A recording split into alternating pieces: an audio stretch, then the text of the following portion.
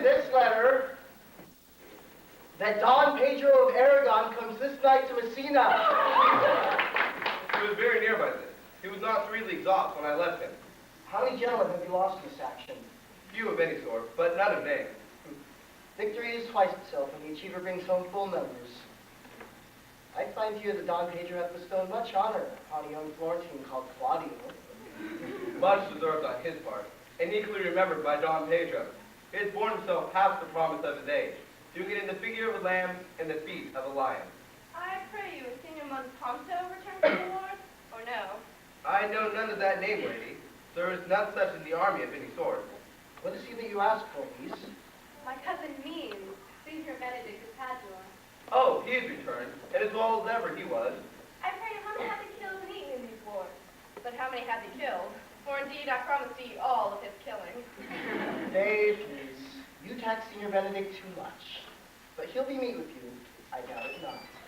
He's done a good service in these wars, and a good soldier too, lady. And a good soldier to a lady, but what is he to a lord? A lord to a lord, a man to a man, stuffed with all honorable virtues. It is so indeed. He is no less than a stuffed man, but for the stuffing, well, we are all mortal. You must not, sir, mistake my niece. There's a kind of merry war betwixt Senor Benedict and her. They never meet, but there's a skirmish of wit between them. Alas, he gets nothing by that. In our last conflict, 4 of his 5 wits went halting off, and now he's a whole man governed with 1. Who's his companion now? For each month he has a new sworn brother. Is there no squire that will make a journey with him to the devil? He's most in the company of the right noble Claudio. Oh, Lord, he will hang upon him like a disease. He is sooner caught than a pestilence, and the taker runs presently mad. God help the noble Claudio. If he has caught the Benedict, will cost him £1,000 ere he's yours. I will hold friends with you, lady. Do, good friend. You will never run mad, niece? Not till a hot January. Don Pedro is approached.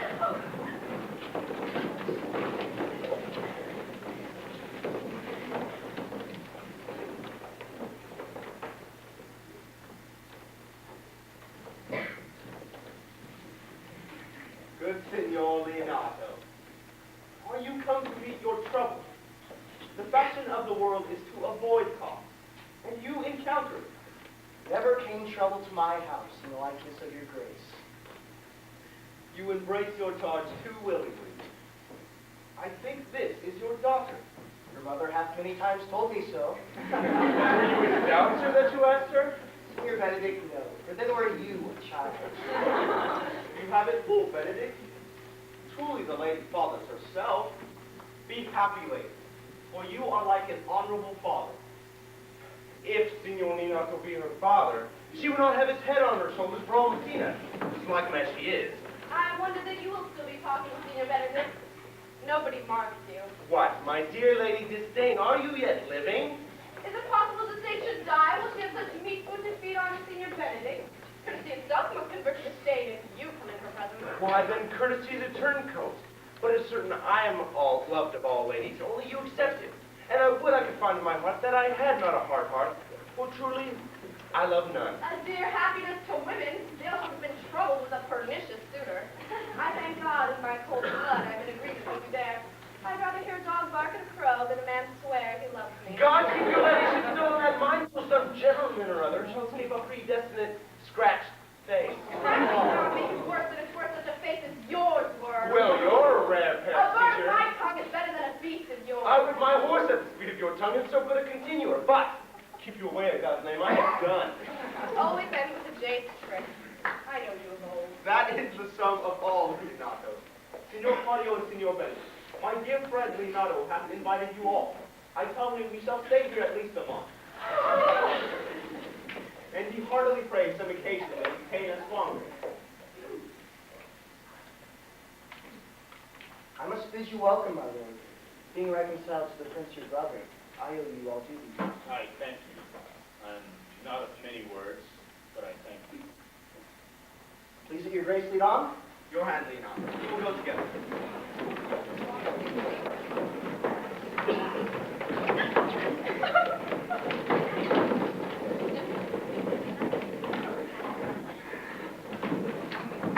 Benedict, did thou know that daughter, Signor Leonardo? I noted her not, but I looked on her. Is she not a modest young lady? Do you question me as an honest man should do, for my simple true judgment, or would you have me speak after my custom, as being a professed tyrant to their sex? No, I pray thee speak in sober judgment. Why? In faith, methinks she's too low for a high praise, too brown for a fair praise, or too little for a great praise. Only this commendation I can afford her, that were she other than she is, she were handsome, and be no other, but as she is, I do not like her. Thou thinkest I am in sport. I pray thee tell me truly how thou likest her. Would you buy her that you inquire after her? Can the world buy such a jewel? Yea, in a case to put it into. Come, in what key shall a man take you to go in this song? In mine eyes, she's the sweetest lady that I ever looked on. I can see it without spectacles, and I see no such matter. There's her cousin, and she were not possessed with a fury. But I hope you have no intent to turn husband, have you? I would scarce trust myself, though I have shown the contrary. Oh! Hero would be my wife. Is it possible? Have not the world one man that he will wear his cap with suspicion? Don't you in faith? And thou wilt think thrust thy neck into a yoke, wear the print of it, and sigh away Sundays.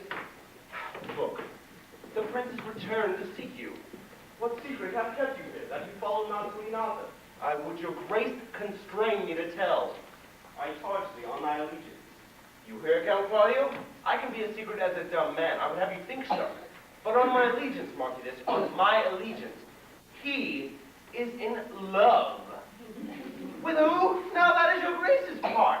With Hero, Leonardo's short daughter. A very you love her, for the lady is very well worthy. You speak this to fetch me in, my lord. By my troth I speak my thought. And in faith, my lord, I spoke mine. And by my two-faced and troth, my lord, I spoke mine. That I love her, I feel. That she is worthy, I know. That I neither feel how she should be loved, nor know how she should be worthy, is the opinion that fire cannot melt out of me. I would die at the stake. Thou wast ever an obstinate heretic in the despite of beauty. I never could maintain his part, but in the force of his will. That a woman conceived me, I thank her. That she brought me up, I likewise give her most humble thanks. But that I will have a reed sheet winded in my forehead, or hang my bugle in an invisible baldric, all women shall pardon me. I will live a bachelor. I shall see thee ere I die, look pale with love. With anger, with sickness, or with hunger, my lord, not with love. Well, if ever thou dost fall from this faith, thou wilt prove a notable argument. If I do, hang me in a bottle like you can't shoot at me. And he that hits me, let him be clapped on the shoulder and called Adam. Well, as time shall try. In time the savage bull doth bear the oath. The savage bull may, but if ever the sensible Benedict bear it, pluck off the bull's horns and set them in my forehead. And let me be vilely painted in such great letters as they do write. Here is good horse to hire. Let them signify under my sign. Here you may see Benedict, the married man. Nay, if Cupid hath not spent all his quiver in Venice, thou wilt quake for this shortly. I look for an earthquake too, then. Well, you will temporize with the hours. In the meantime, good Signor Benedict, repair to Leonardo, commend me to him, and tell him I will not fail him at supper, for indeed he hath made great preparations. I have almost enough matter in me for such an embassage, so I beseech you, and I leave you. My liege, your highness may now do me good. My love is thine to teach. He teaches but how, and thou shalt see how after this to learn any good lesson that may do thee good. Hath Leonardo any son, my lord? No child but Hero. She's his only heir. Dost thou affect her, Claudio? My lord, when I went on with this ended action, I looked on her with a soldier's eye, that liked, but had a rougher task at hand, for I was liking they have love. But now I'm returned. My war thoughts have left the places vacant, and in the rooms from thronging soft and delicate desires, all prompted me how fair young Hero is, saying I liked her ere I went to wars.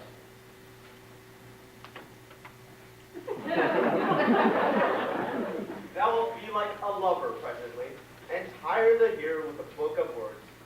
If thou dost love fair Hero, cherish it. And I will break with her and with her father, and thou shalt have her.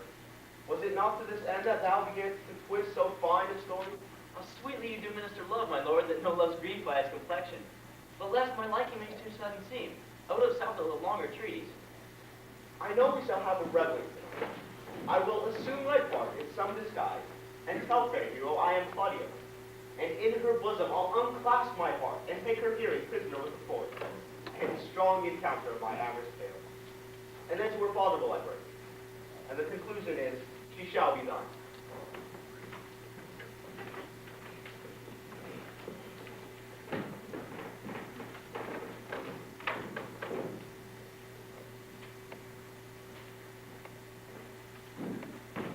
How now, brother? Where's my cousin or son? Have you provided good music? He is very busy about it, but brother, I can tell you strange news that you yet dreamt not of.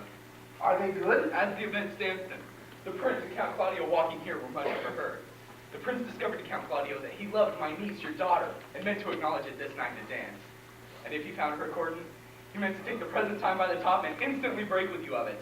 Oh, I shall acquaint my daughter with all, that she may be the better prepared for an answer, if peradventure this be true. Go you and tell her of it.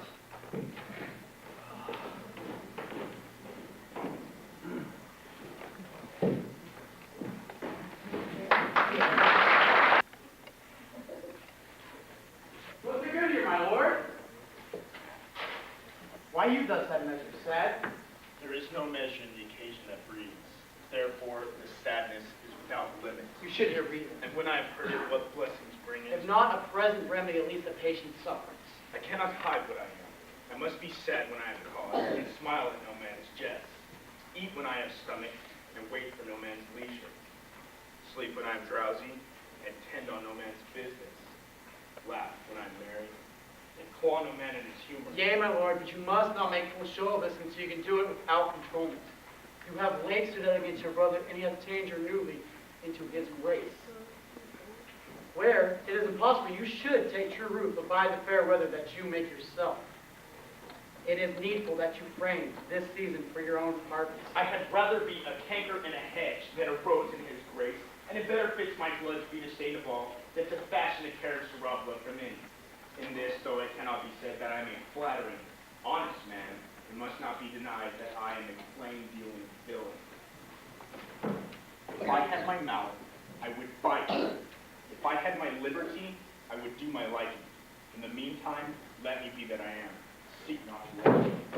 Who comes here? What news brought you? I come yonder from a great supper. The prince your brother is royally entertained by Leonardo, and I can give you intelligence of an intended marriage. Will it serve for any model to build mischief on? Who is he for a fool who betroths himself to unquietness? Marry your brother's right hand. Who? The most exquisite Claudio? Even he. A proper squire. Who? And who? Which way looks he? Marry one hero, the daughter and heir of Leonardo. Very forward, March chick. How came you to this? Being entertained for a perfumer, as I was smoking in musty room, comes to me the prince and Claudio, hand in hand in sad conference. I whipped me behind the arras, and there heard it agreed upon that the prince should woo hero for himself, and having obtained her, give her to Count Claudio.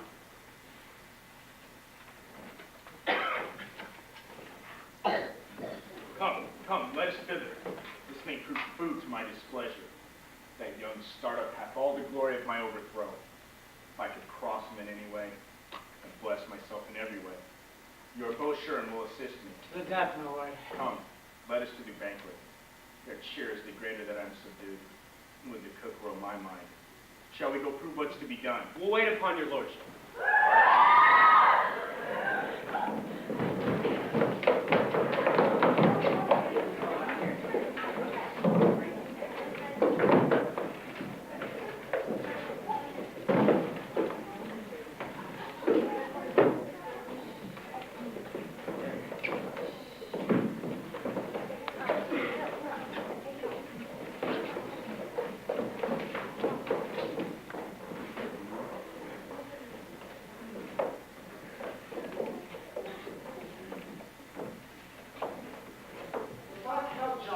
Supper?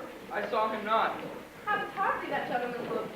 I never can see him, but I am hard burned an hour after. He was a very melancholy disposition. He were an excellent man that were made just in the midway between him And Benedict, the one who is like an image and says nothing, and the other two like a lady's eldest son, and more tattling.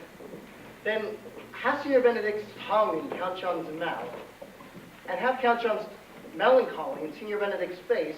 With a good leg, and a good foot too, Uncle, and money enough in his purse, such a man could win any woman in the world, if he could get her goodwill. By my troth, niece, thou wilt never get thee a husband if thou be so shrewd of thy tongue. In faith, she's too cursed. Too cursed is more than cursed. I shall nothing God send, for it is said, God sends a cursed cow shortly, but to a cow too cursed he sends none. So, by being too cursed, God will send you no borns? Just if he send me no husband, for which the blessing I am added upon my knees every morning and evening. Lord, I could not endure a husband with a beard on his face. I'd rather lie in the woolen. You may light on a husband that hath no beard. What should I do with him? Dress him in my apparel and make him my waiting gentlewoman? He that hath a beard is more than a youth, and he that hath no beard is less than a man. He that is more than a youth, I am not for him, and he that is less than a man, he is not for me. Therefore I will take my sixpence in earnest to the barrack and lead his apes into hell. Well then, go you into hell? No, but to the gate. And there will the devil meet me like an old cuckold with horns on his head and say, "Get you to heaven, Beatrice, get you to heaven. Here is no place for you, maid." So deliver up my apes and away to St. Peter, for the heaven shows where the bachelors sit, and there live we as merry as the day is long. Well, niece, I trust you will be ruled by your father. In faith, it is my cousin's duty to make courtesy and say, "Father, as it please you." But for all that, hero, let him be a handsome fellow, or else make another courtesy and say, "Father, as it pleases me." Well, niece, I hope to see you one day fitted with a husband. Not till God make men of some other metal than her. Daughter, remember what I told you. If the prince do solicit you in that kind, you know your answer. The fault will be in the music, hero, if you be not wooed in good time. For if the prince be too important, tell him there's a measure in everything, and so dance out the answer. For hear me, hero, wooing, wedding, and repenting is a Scotch jig, a measure and a syncopate. The first is hot and hasty like a Scotch jig. The wedding, mannerly and modest, full of state and ancestry. And then comes repentance with a sad leg that falls into a syncopate faster and faster until he sinks into his grave. Cousin, you apprehend passing shrewdly. I have a good eye, uncle. I can see a church by daylight. The revelers are entering. Brother, make good room.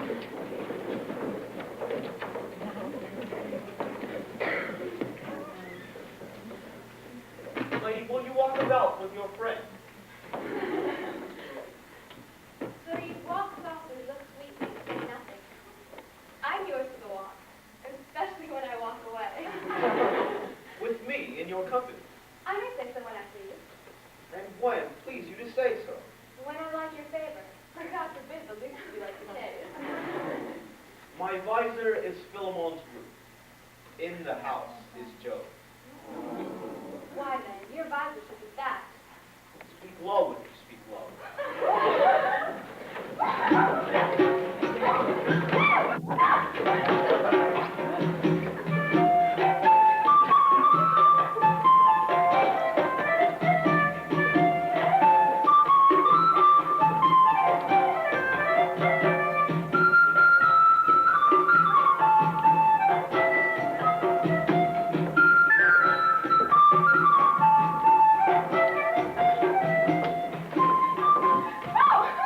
Well, I would you did like me. So would not I, for your own sake, for I have many ill qualities. Which is one? I say my prayers aloud. I love you the better way the words cry amen. God match me with a good dancer. Amen. And God keep him out of my sight when the dance is through. And the clerk!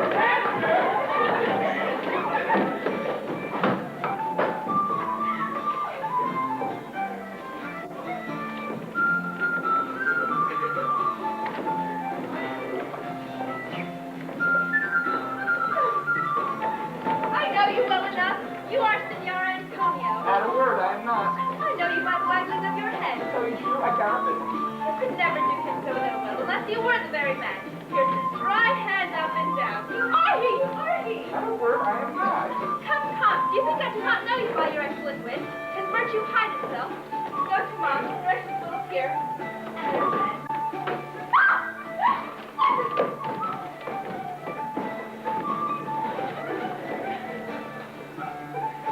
Will you not tell me who told you so? No, you shall pardon me. Will you not tell me who you are? Not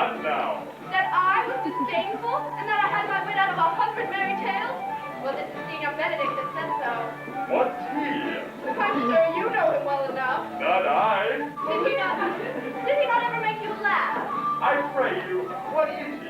Why, he's the prince's jester, a very bold fool. Only his gift is devising impossible slanders. Not from libertine and delight him, and the commendation is not in his wit, but in his villainy. For he both angers men and sleeps with them, and they laugh at him and beat him. I'm sure possibly, I would he had born with me. When I know the gentleman, I'll tell him what you say. Do. We must follow the leader. In every good thing. Nay, if it lead to any ill, I will leave him at the next tree.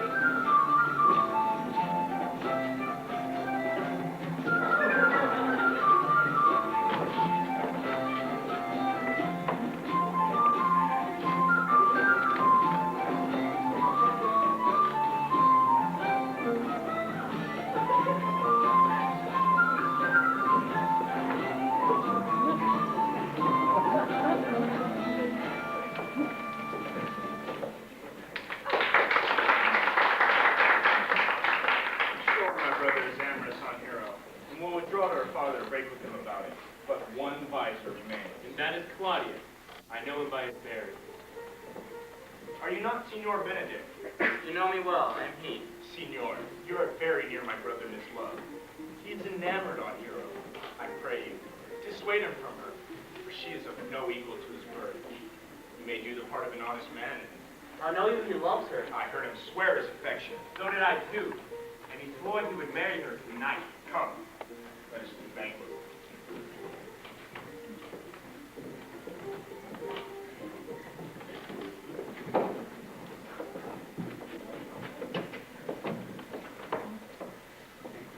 Thus answer I in the name of Benedict, to hear this ill news in the ears of Claudio. 'Tis certain so, the prince moves for himself.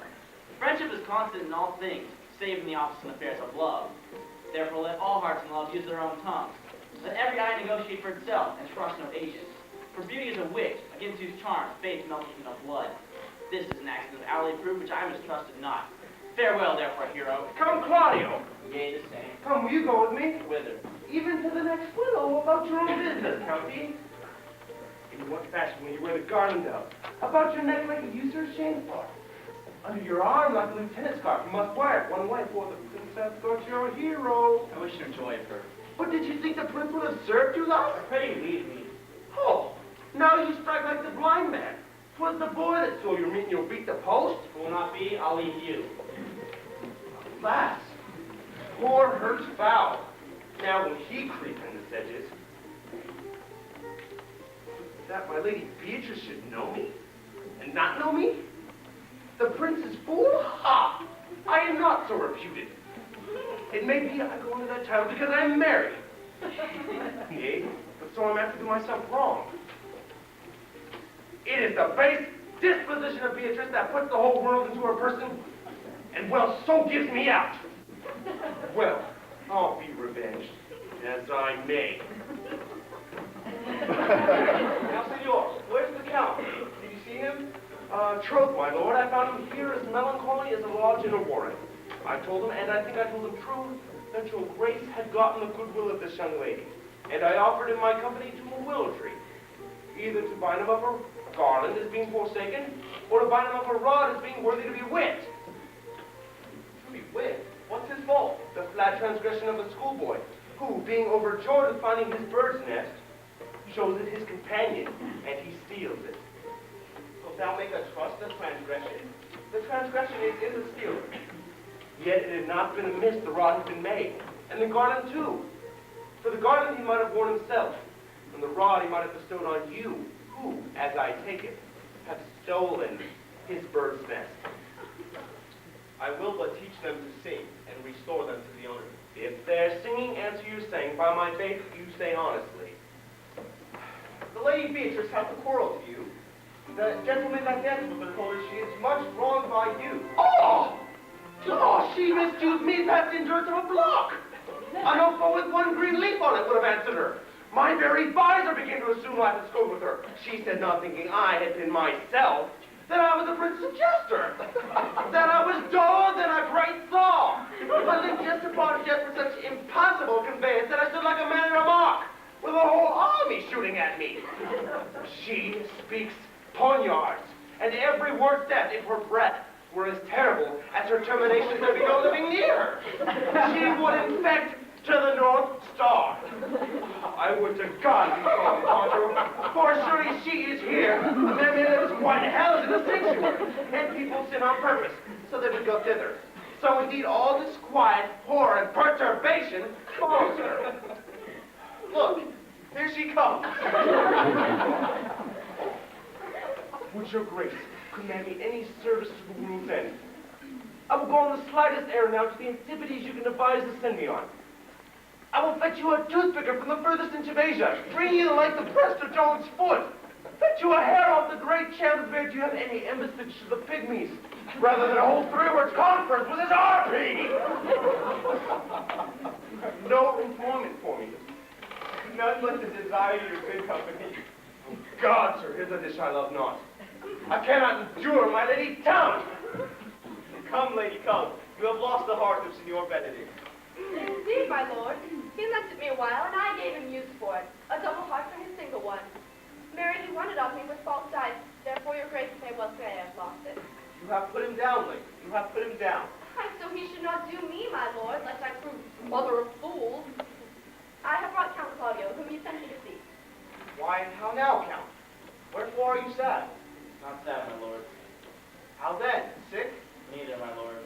The Count is neither sad nor sick, nor married nor well, but civil Count, civil as an orange, and something of that jealous complexion. Faith, lady, I think your blazing to be true. Although I'll be sworn if it be so, his conceit is false. Here, Claudio. I have wooed in thy name, and fair hero is won. I have broke with her father, and his goodwill obtained. Name the day of marriage, and God give thee joy. Count, take of me my daughter, and with her my fortunes. His grace hath made the match, and all grace say amen to it. Speak, Count, 'tis your cue. Silence is but the perfect herald of joy. I were but little happy if I could only say how much. Lady, as you are mine, I am yours. I give away myself to you and dote upon the exchange. Speak, cousin, or if you cannot, stop his mouth with a kiss, and let him speak neither. In faith, lady, you have a merry heart. I thank you, poor fool. It keeps on the windy side of care. My cousin tells him in his ear that he is in her heart. And she doth, cousin. Good Lord, for alliance. Thus goes everyone in the world but I, and I am sunburnt. I may sit in a corner and cry, hey ho, for a husband. Lady Beatrice, I will get you one. I would rather have one of your fathers get it. Hath your grace ne'er a brother like you? Your father had excellent husbands, if a maid could come by them. Will you have me, lady? No, my lord, lest I have another for working days. Your grace is too costly to wear every day. But I beseech your grace pardon me. I was born to speak all mirth and no matter. Your silence most offends me. And to be merry best becomes you, for out of the question you were born in a merry hour. No, surely. My mother cried. But then a star danced, and under that I was born. Cousins, God give you joy. Niece, will you look to those things I told you of? I cry you mercy, uncle. By your grace's pardon? By my troth, a pleasant-spirited lady. There's little of a melancholy element in her. She's never sad but when she sleeps, and not ever sad then.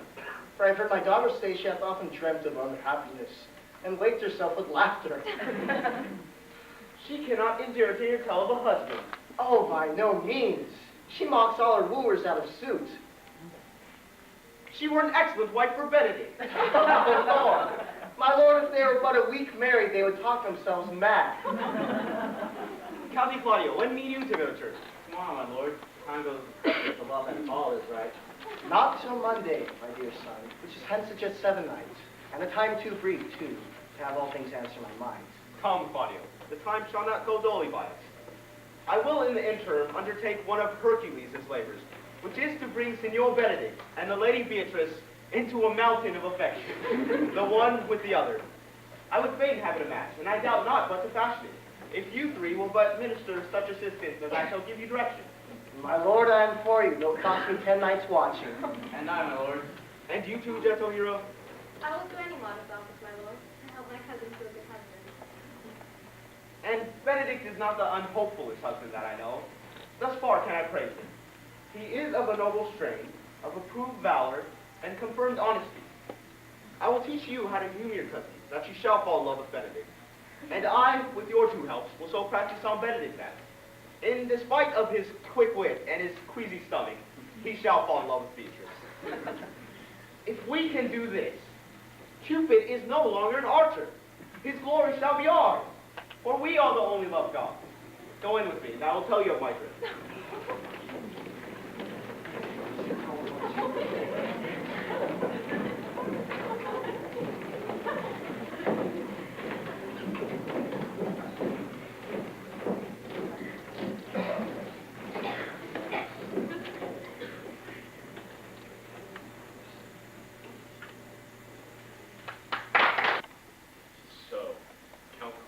Shall marry the daughter of Leonato. Yea, my lord, but I can cross any bar, any cross. The impediment will be medicinable to me. I am sick and displeasure to him that whatsoever comes athwart his affection ranges evenly with mine. How canst thou cross this marriage? Not honestly, my lord, but so covertly that no dishonesty shall appear in me. Show me briefly how. I believe I told your lordship a year since how I am in the favor of Margaret, the waiting gentlewoman, the lady hero. I remember. I can at any unseasonable instant of the night appoint her to look out of her lady's chamber window. What life is in that to be the death of this marriage? The poison of that lies in you to temper. Go you to the prince your brother. Spare not to tell him that he hath wronged his honor in marrying the renowned Claudio to a contaminated state. Such a one as hero. What proof shall I make of that? Proof enough to misuse the prince, to vex Claudio, to undo Hero, and to kill Leonato. Look you for any other issue? Only to despite them I'll endeavor anything. Go then.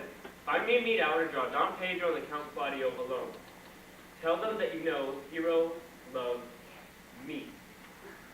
Intend to kind of deal to both the prince and Claudio as in love of your brother's honor who hath made this match, and in his friend's reputation, who is thus like to be cousin with the semblance of a maid that you have discovered them. They will scarcely believe this without trying. Offer them instances which bear no less likelihood than to see me at her chamber window. Hear me call Margaret hero. Hear Margaret term me Claudio. And bring them to see this the very night before the intended wedding. For in the meantime, I will so fashion the matter that Hero shall be absent. And there shall appear such seeming truth of Hero's disloyalty that jealousy shall be called assurance, and all the preparation overthrown. Go then. Grow this to what adverse issue it can. I will put it into practice. Be cunning in thy working of this, and thy fee is 1,000 ducats. Be you constant in that accusation, and my cunning shall not shame me. I will presently go learn the day of marriage.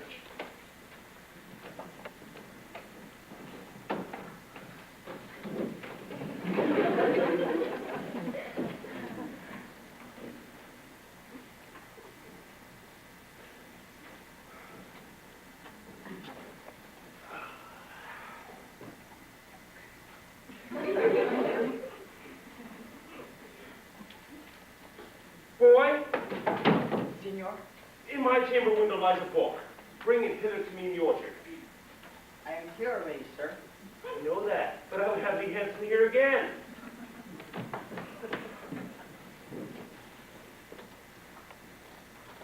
I too much wonder that one man, seeing how much another man is a fool when he dedicates his behaviors to love, will, after he hath left such shallow follies in others, become the argument of his own scorn by falling in love.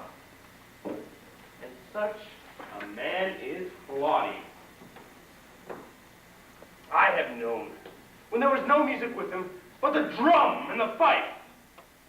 But now, will we rather listen to the tabor and the pipe?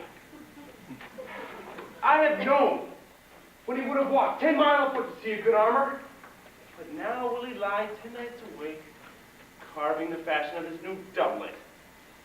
He was wont to speak plain and to the purpose, like an honest man and a soldier. But now is he turned to orthography. His words are a very fantastical banquet. So many strange dishes. May I be so converted and see with these eyes? I cannot tell. No, I think not. One woman is fair, yet I am well. Another is wise, yet I am well. Another virtuous, yet I am well. But till all graces come to be in one woman shall not come in my grace. Rich she shall be, that's certain. Wise, or I'll none. Virtuous, or I'll never cheapen her. Fair, or I'll never look on her. Mild, or come not near me. Noble, or not I for an angel. Of good discourse, an excellent musician, and your hair be Of what color, please God? The Prince and Monsieur Love. How high me the arbor. Shall we hear this performance? Yea, my good lord. How still the evening is. It's hushed on purpose to great harmony. Do you where Benedict captured himself? Oh, very well, my lord. Now, we'll fit the kid fox with a penny worth. Come, Balthazar. We'll hear that performance again. Oh, good my lord, tax not so bad a voice to slender more than once. It is the witness skill of excellency to put a strange face on its own perfection. I pray thee, perform, and let me woo no more. Because you talk of wooing, I will perform. Since many a lord doth commence his suit for her, yet he swears she is worthy, yet he swears he still will. Nay, pray thee come, or if thou wilt hold longer argument, do it in notes. Note this before my note. There is not a note of mine worth the noting. Why, these are very crochets that he speaks. Note notes, forsooth, and nothing. now divine air. Now is his soul ravished. Is it not strange that sheep guts should hail souls out of men's bodies? Well, the horn for my money when all's done. Sigh no more, ladies. Sigh no more. Men were deceivers, evermore. One foot in sea, and one on shore. To one thing constant, never. But sigh not so, but let them go. And be you blithe and bonny. Sing no more the ditties, sing no more of doubts so dull and heavy. The fraud of man would ever so, since summer first was leaving. But sigh not so, but let them go, and be you blithe and bonny. By my troth, a good performer. And an ill performer, my lord. Ha! No faith. Our performance well enough for a shift. And you've been a dog that should have howled, Dustin would have hanged him. And I pray, God, his bad voice spoke no mischief. I would have gladly heard the night raven. Come what plague could have come afterwards. Hey, Mary, dost thou hear, Balthazar? I pray thee get us some excellent music. For tomorrow night, we would have it at the Lady Hero's chamber window. The best I can, my lord. Do so. Farewell. Come hither, Leonardo.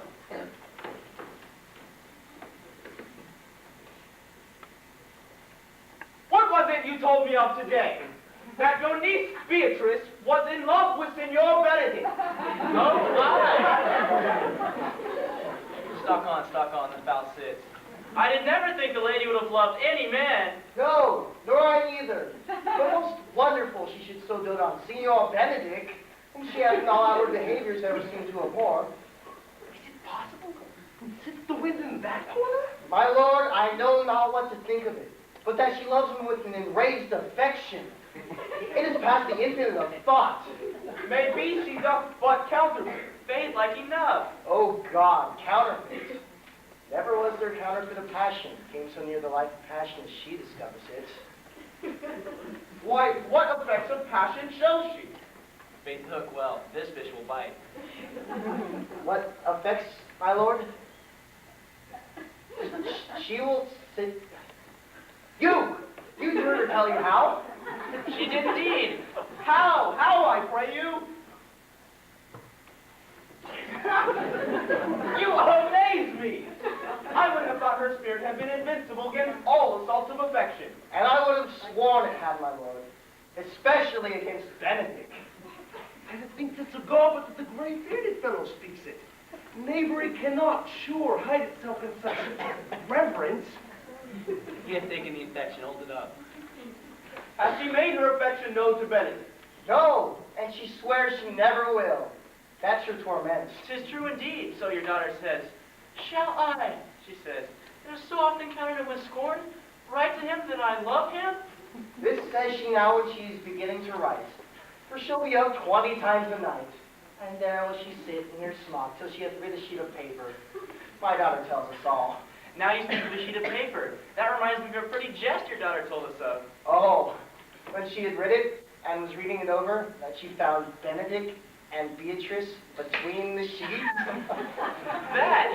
Oh, she tore that letter into 1,000 halfpence, railed at herself that she should ever be so modest to write to one she knew would flout her. Then down upon her knees she falls, weeps, sobs, beats her heart, tears her hair, prays, curses. Oh, sweet Benedict, God give me patience. She doth indeed. And yet she hath so overborne it that my daughter sometimes appears she will do a desperate outrage to herself.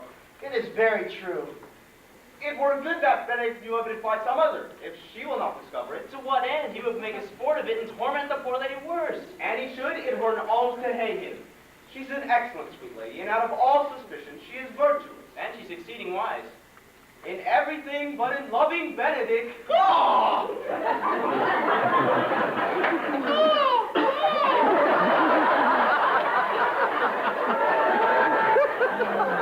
Oh, my Lord. This good blood can manage so tender a body. I only have 10 groups to 1 that blood hath the victory. I am sorry for her, as I have just cause being her uncle and her guardian. I would she had bestowed this dotage on me. I would have dappled all other respects and made her half myself. I pray you tell Benedict of it and hear what he will say. Were it good, think you? Hero thinks surely she will die. For she will die if she makes her love known. And she will die ere he love her not. And she will die if he woo her, rather than she bate one breath of her accustomed crossness. She doth well. If she should make tender of her love, 'tis very possible he'll scorn it. For the man, as you know all, hath a contemptible spirit.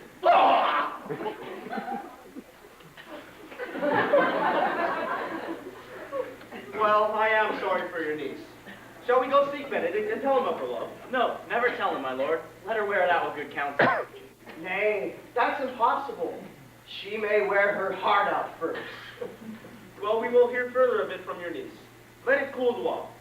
I love Benedict well, and I could wish he would modestly examine himself and see how unworthy he is so good a lady. My lord, will you walk? Dinner is ready. If you do not dote upon her upon this, I will never trust my expectations. Let there be the same net spread for her, and that must your daughter and her maidservant carry. The sport will be when they hold one in opinion of another's dotage, and no such matter. Let us send her to call him into dinner.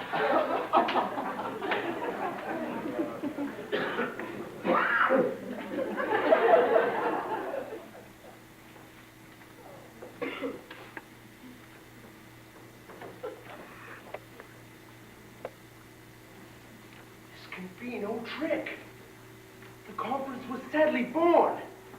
They have the truth of this hero. It seems her affections have their full bent. Love me? Why? It must be requited. I hear how I'm censored. They say I will bear myself proudly if I perceive no love come from her. They say, too, she would rather die than show any sign of affection. I could never think to marry. Happy are they that hear their detractions and can put them to mending. They say the lady is fair. 'Tis so. I can bear them witness. And virtuous? 'Tis the truth. I cannot reprove it. And why? But for loving me. By my troth, it is no addition to her wit, nor no great argument of her folly, for I will be horribly in love with her.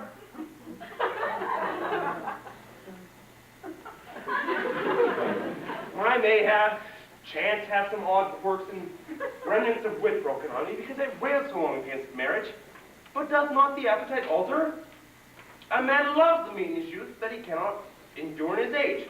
Shall these quips and sentences and paper bullets of the brain awe a man from his humor? No.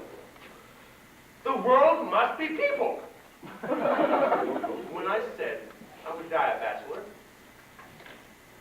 I did not think I should live till I were married. Oh. Beatrice. By this day, she's a fair lady. I do spy some marks of love in her.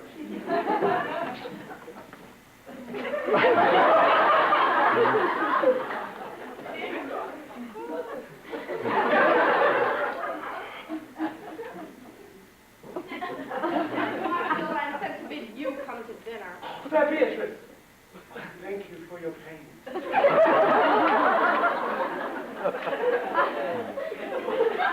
More pains for those thanks than you take pains for thanks. If this had been painful, I would not have come. You take pleasure then in the message. Nay, just you take upon a knife's point and choke us all with all. You have no stomach, senor. Fare you well.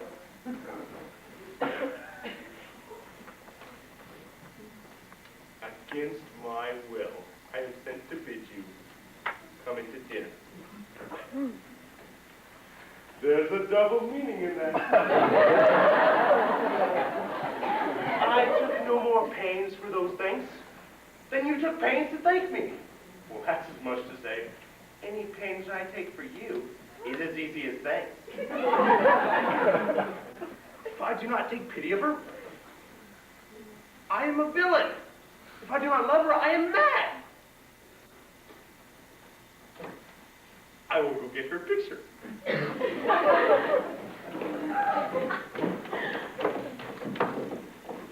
Good Margaret, run thee to thy father. There shalt thou find my cousin Beatrice proposing with the Prince and Claudia. Whisper in her ear and tell her that I am earthly, walk in the orchard, and I'll hold discourse well on her. Say that thou overheard it thus, and bid her spill into the pleated bower. Then will she hide herself to listen to our propose. This is thine office. Bear thee not well and leave us alone. I'll make her come, I warrant you. Now, Ursula, when Beatrice doth come, we do trace his alley up and down. Our talk must only be of Benedict. When I name him, let it be in my heart to praise him more than ever a man did man. My talk seems only be of how Benedict is sick in love with Beatrice. Of this is little Cupid's crafty arrow made, that only means my sister.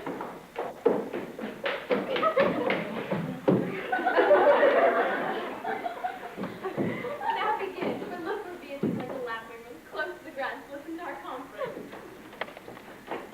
Pleasantest angling is to see the fish cut with their golden oars and silver string, and greedily devour the treacherous bait. So angle we for Beatrice, who even now is couched in the woodline coverture. Hear you not my part of the dialogue? Then go and near her, so that her ear lose nothing of the falsely faith that we lay for it. No, truly, Ursula, she's too disdainful. I know her spirits are coy and wild as haggards of the rock. Nor are you sure that Benedict loves Beatrice so entirely? So says the prince and my new chosen lord. And did they bid you tell her of it, madam? They did entreat me to acquaint her of it, but I persuaded them. If they love Benedict, to wish him wrestle against his affection, and never let Beatrice know of it. Why did you so? Does not the gentleman deserve a fuller fortune to defend as ever Beatrice shall couch upon? Oh, God of love! I know that he doth deserve as much as may be yielded to a man. But nature never framed a woman's heart of prouder stuff than that of Beatrice. Disdain and scorn rise sparkling in her eyes, misprizing what they look upon. And her wit values itself so highly that all matter else seems weak. She cannot love, nor take no shape nor project of affection. She is so self-endeared. Sure, I think so, and therefore certainly it were not good. She knew his love, lest she'll make sport at it. Why, you speak truth. I never yet saw a man.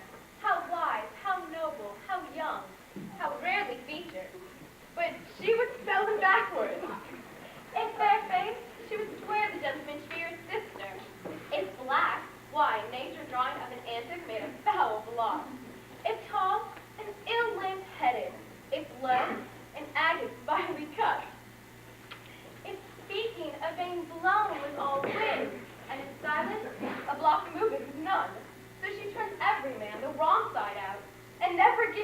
and virtue, to that which merit and selflessness purchase it. Sure, sure. Such carping is not commendable. No, not to be so odd, and from all fashions as Beatrice's cannot be commendable. But who dare tell her so? Why, if I should speak, she would mock me in the air, laugh me out myself, press me to death with wit. So therefore let Benedict, like covered fire, consume away in silence, waste inwardly. It were a better death than very mock, which is bad as I was simply. Yet tell her of it. Hear what she will say. No, rather, I will go to Benedict, and I will counsel him to fight against his passion. And truly, I'll devise some honest slanders to stand my cousin with. Do not do your cousin such a wrong. She cannot be so much without true judgment as to refuse so rare a gentleman as your Benedict. He is the only man in Italy. Always excepting my dear Claudia. I pray you be not angry with me, madam, speaking my fancy. Signor Benedict, for Shakespeare's arguments and valor, goes for most reports through Italy. He doth have an excellent good name. His excellence did earn it ere he had it. When are you married, madam? Why, every day. Tomorrow. Come, go in. I'll show thee some attires and have my counsel which is the best to furnish me tomorrow. She's blind, I warrant you. We have caught her, madam. If it proves so, then loving goes by half. Some Cupids catches arrows, some with traps.